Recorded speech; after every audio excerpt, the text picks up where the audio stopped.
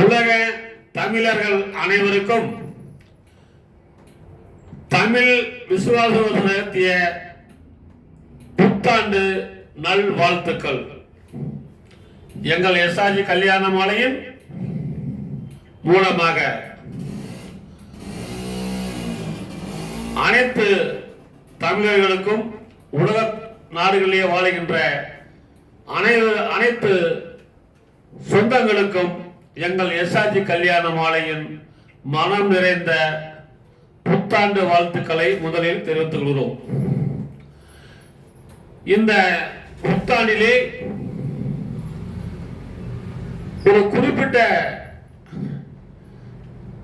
நட்சத்திரக்காரர்களுக்கு நிறைய சந்தோஷங்களை கொடுக்கக்கூடிய வருஷமாக இருக்கிறது. பொதுவாக இந்த ஆண்டு பஞ்சமில்லாமல் மழை பெய்யும். விவசாயம், தொழில் செய்கிறவங்களுக்கு சிறப்பாக இருக்கும். அதே மாதிரி வணிகம் செய்பவர்களுக்கும் ரொம்ப சிறப்பாக இந்த ஆண்டு அமைந்திருக்கிறது. அதுவும் இல்லாமல் இதிலே மக நட்சத்திரம் சிம்மராசிக்காரர்கள் நம்ம வளர்ச்சி அடையக்கூடிய ஒரு நிலைகளை இந்த ஆண்டு நமக்கு தரப்போகிறது. மக நட்சத்திர சிம்மராசிக்காரர்கள் இவ்வளவு நாளாக பட்ட கஷ்டங்கள் நீங்கும், துயரங்கள் நீங்கும், பகையான நண்பர்கள் சேருவார்கள், உற்றார் உறவினர் அனைவரும் பிரிந்தவர்கள் ஒன்று சேருவார்கள். இது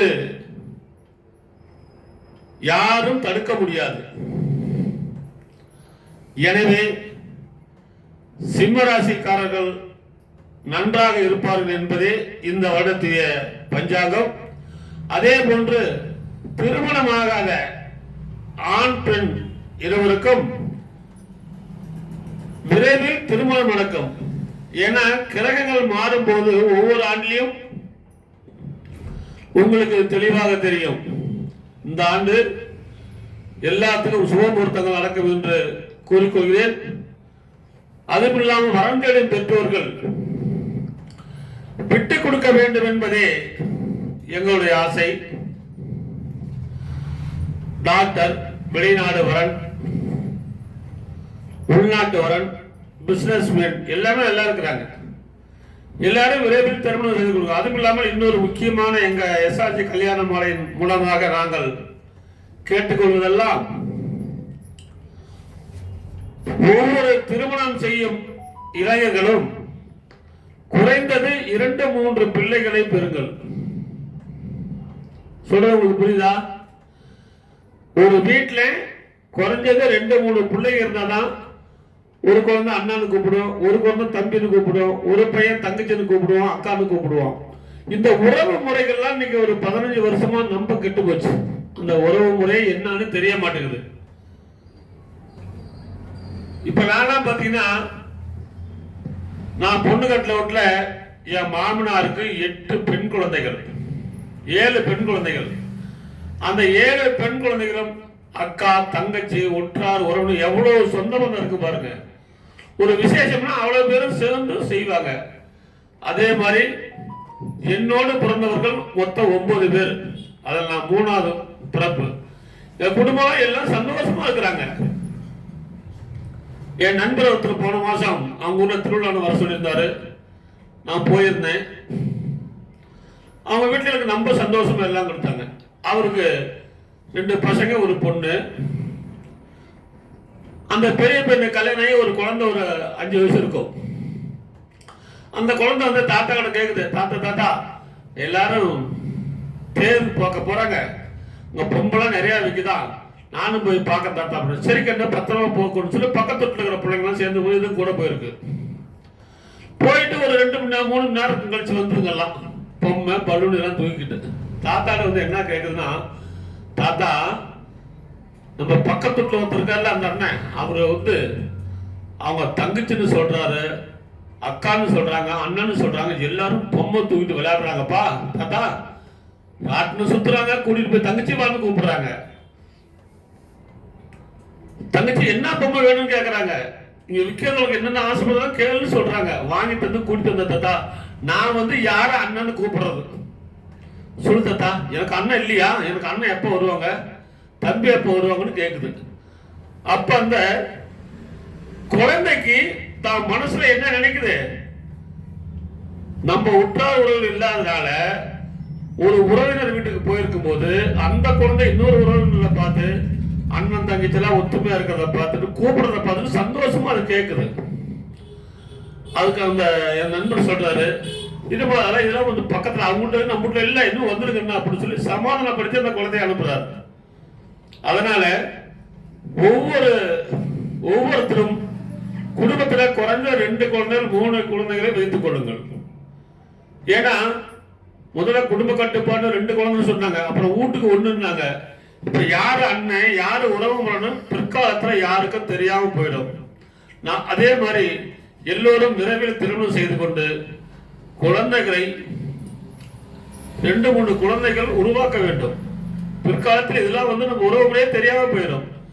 ஏன்னா உலக தமிழர்கள் மட்டும்தான் சொந்தம் பந்தம் உறவினர் எல்லாம் இருக்கிறாங்க. வெளிநாட்டுல அப்படி கிடையாது. 1 வருஷம் 2 வருஷம் பிரிஞ்சு போயிடுவாங்க, யாரு உறவு என்னன்னே தெரியாது. தமிழ் கலாச்சாரத்துல தான் எல்லா பண்பாடும் இருக்கிறது.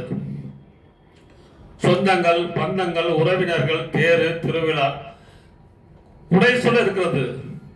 வெளிநாடுகள்லாம் பார்த்தீங்கன்னா ஒரு பங்கன்னா 1 வருஷம் அந்த அன்னைக்கு எல்லாம் செய்வாங்க, அப்புறம் தெரியாது. நம்ம தமிழர்கள் மட்டும்தான் உலகத்திலேயே சந்தோஷமாக உறவினருடன் வாழ்றவங்க. அதனால் எல்லோரும் திருமணம் செய்து 2-3 குழந்தைகளை பிறக்கத்துள்ள வாய்ப்புகளை பாருங்க கேட்டுக்கொண்டு நம்ம செய்யற காரியம் ஒவ்வொன்றும் நல்லதா நினைக்கிறோம். பின்னால் நம்ம செஞ்சுட்டு போறது எல்லாரும் எதிர்பார்க்கணும். எங்களை எஸ்ஆர்டி கல்யாண மாலை இன்னைக்கு இருக்குது என்றால் எனது பின்னாலே இந்த கல்யாண மாலை எல்லாருக்கும் சேவை செய்யணும். அது சரித்திரமா மாறணும். எம்ஜிஆர் ஒரு படத்துல பாடியிருப்பாரு, பாடுனது வேற அவர் நடிச்சதுதான். இன்னைக்கு எம்ஜிஆர் நம்ம ஏன் உலகம் பூரா போடுறோம்? அவர் குழந்தை இல்லாட்டி போனாலும் மக்களுக்காக அனைத்து சொத்தையும் எழுதி வைத்து விட்டு சென்றார். அதனால் அவருடைய பெயர் இன்னைக்கு நினைக்குது. 3 எழுத்தில் என் மூச்சிருக்கும், அது முடிந்த பின்னாலும் பேச்சிருக்கும். உள்ளம் என்றொரு ஊர் இருக்கும், அந்த ஊருக்கும் எனக்கு ஒரு பேர் இருக்கும். கடமை இது கடமை. 3 எழுத்தில் என் மூச்சிருக்கும், முடிந்த பின்னாலும் பேச்சிருக்கும். உள்ளம் என்றொரு ஊர் இருக்கும், அந்த ஊருக்கும் எனக்கு ஒரு பேர் இருக்கும். கடமை இது கடமை. பதவி வரும்போது பணிவு வர வேண்டும், துணிவு வர வேண்டும் தோழா. பதவி வரும்போது பணிவு வர வேண்டும், துணிவு வர வேண்டும் தோழா. பாதை தவறாமல் பண்பு குறையாமல் பழகி வர வேண்டும் தோழா. பாதை தவறாமல் பண்பு குறையாமல் பழகி வர வேண்டும் தோழா.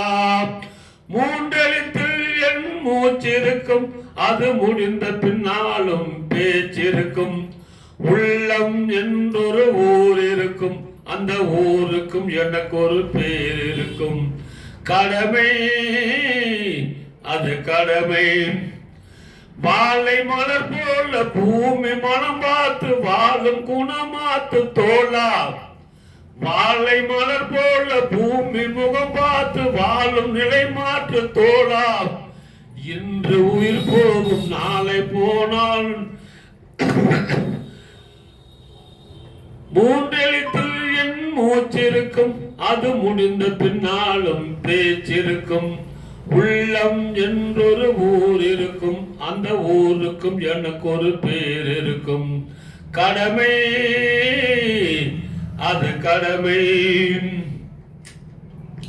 வாழை மலர் போல பூமி முகம் பார்த்து வாழும் குணமாற்று தோழா. இன்று உயிர் போகும் நாளை போனாலும் கொள்கை நிறைவேற்று தோழா. அன்பே உன் அன்னை, அறிவே உன் தந்தை, உலகே உன் கோவில், ஒன்றே உன் தேவன். மூன்றெழுத்தில் என் மூச்சிருக்கும், அது முடிந்த பின்னாலும் பேச்சிருக்கும். உள்ளம் என்றொரு ஊர் இருக்கும், அந்த ஊருக்கும் எனக்கு ஒரு பேர் இருக்கும். கடமை அது கடமை. நன்றி. இதே போன்று ஒவ்வொருத்தருக்கும் தங்களால் முடிந்த ஒரு காரியங்களை நிலையாக செய்ய வேண்டும், அதை நிலைத்திருக்க வேண்டும் என்று கேட்டுக்கொண்டு இதுவரை கேட்ட அனைத்து நல்ல உள்ளங்களும் எங்கள் எஸ்ஆர்டி கல்யாணம் மூலமாக நன்றியை தெரிவித்துக் கொள்கிறோம். நன்றி, வணக்கம்.